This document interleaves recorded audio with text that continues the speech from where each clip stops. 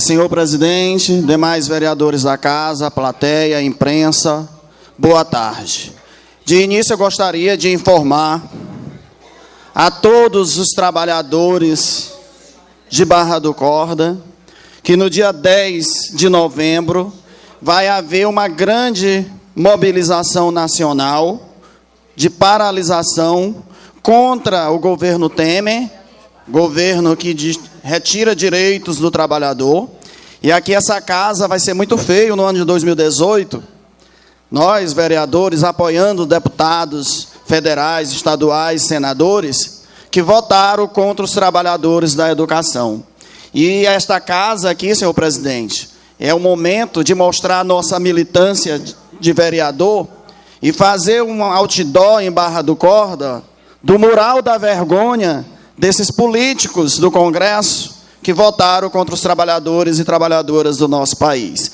Então, a paralisação nacional vai acontecer aqui em Barra do Corda também. Todos os sindicatos estão sendo convocados para a mobilização na Praça Melo Shoa, contra a reforma da Previdência, não a nova lei trabalhista, em defesa dos direitos da educação, contra a venda dos bens nacionais e contra o trabalho escravo. E aí eu aproveito para convidar todos os pares dessa casa para se fazerem presentes na Praça Melo Shoa, a fim de fortalecer esse movimento contra esse governo que não nos representa, que tem mais de 90% de rejeição do povo brasileiro, mas que vergonhosamente o parlamento desse país ainda fica a favor dos interesses pessoais, particulares, e contra o povo. O Congresso foi vendido, foi comprado pelo Temer para se perpetuar no poder neste mandato. Gostaria de dizer também que entre os dias 3 e 7 de novembro, entraram nas contas do município de Barra do Corda uma verba substancial em favor da merenda escolar, né, R$ 865.685. Então, os diretores de escola devem cobrar da Secretaria Municipal de Educação para que a merenda chegue às escolas. Gostaríamos de que não observassem mais tanta reclamação sobre merenda escolar. E aqui o FNDE, vereadora Cassi, discrimina direitinho cada recurso, inclusive tem alimentação escolar para a educação indígena. Tudo discriminando direitinho, para a educação infantil, né, para a creche, tudo discriminando direitinho. Então, a senhora também, na condição de parlamentar, é importante ficar vigilante para que essa merenda escolar também chegue aos povos indígenas. Gostaria também de falar que recebi hoje fotos, né, da escola Antônio Caneco, no povoado Barro Branco, secretário de Meio Ambiente e Soldado Coelho, mostrando pinturas lá da escola, melhorias das escolas, né? E eu gostaria de falar também sobre as questões.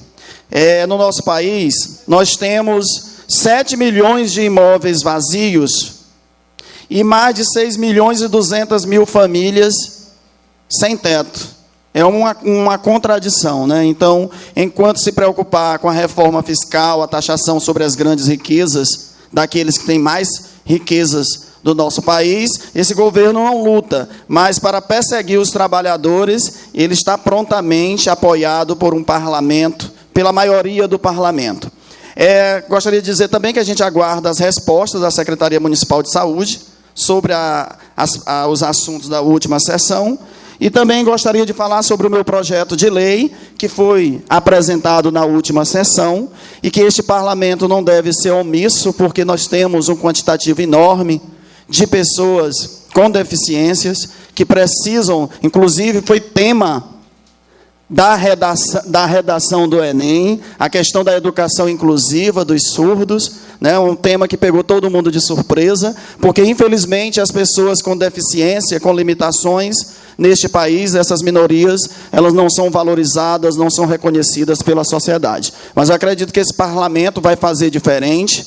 Eu acredito que o nosso colega Paulinho Bandeira deve ter dado um parecer favorável, uma vez que A Comissão de Constituição e Justiça do Senado deu parecer favorável, uma vez que a Comissão de Direitos Humanos também deu favorável. Eu teria entrado com essa indicação meses atrás, pedindo que o Executivo enviasse esse projeto de lei, não foi atendido. Então, cabe a esta Casa esse projeto ser colocado no plenário. E quando a gente tem uma matéria e coloca aqui, não quer dizer necessariamente que essa matéria tenha que ser aprovada, mas deve ser sujeita à apreciação para que esse parlamento entenda qual é a melhor forma no sentido de melhorias para o povo, para os interesses coletivos. E é um contrassenso o parlamento, aprovar um projeto de lei, dar pareceres, partindo do legislativo, e essa Casa ser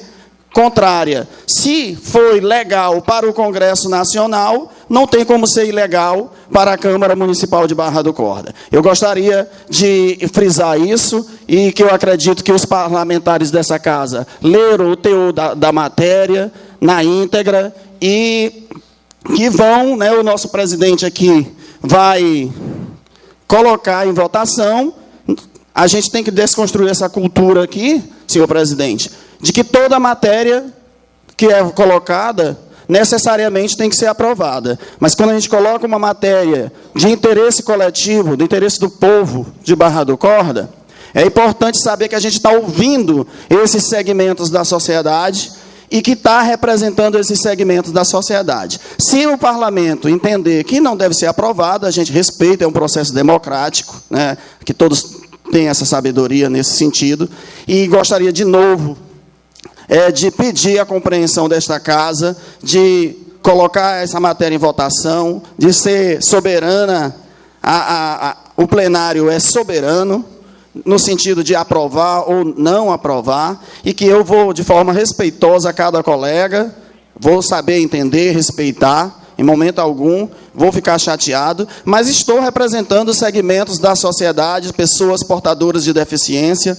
Nós sabemos que não é fácil ter uma pessoa em casa com uma limitação, seja física, seja intelectual, e os familiares sofrem muito, precisam, com frequência, ir aos grandes centros, porque nós temos pessoas com autismo, com deficiência visual, com deficiência motora, com deficiência auditiva, e os familiares, que são servidores, precisam desse tempo e de não serem prejudicados por isso. Inclusive, tem o nosso amigo aqui, o João Pedro, que tem um sobrinho com deficiência, que a irmã é servidora, inclusive, e periodicamente tem que ir a São Luís para ter um monitoramento por uma equipe especializada, e não é fácil, onera muito ao servidor. Então, gostaria da sensibilização de todos os colegas dessa Casa. Sabemos também que, independentemente do parecer do nosso colega da Comissão de Constituição e Justiça, o plenário é soberano, e a gente vai respeitar isso. E eu gostaria também, senhor presidente, de reforçar que é importante ter uma assembleia extraordinária desta Casa, para ser explicitado para todos nós a questão da LDO e do PPA para todos nós, para a gente estar mais embasado. O colega Gemilson Ribeiro, mesmo sendo advogado, tenho certeza que ficaram coisas obscuras, vai ajudar você. Imagine nós, que não somos da área jurídica, para entendermos melhor. Então, uma assembleia extraordinária, senhor meu presidente, para que a gente possa, de fato, ter um profissional, um contador, explicar minuciosamente para todos nós, a fim de que nós possamos fazer emendas com mais fundamento, mais sólida, para que seja colocada aqui em votação e apreciação. Por hoje é só, senhor presidente. A todos, uma boa tarde.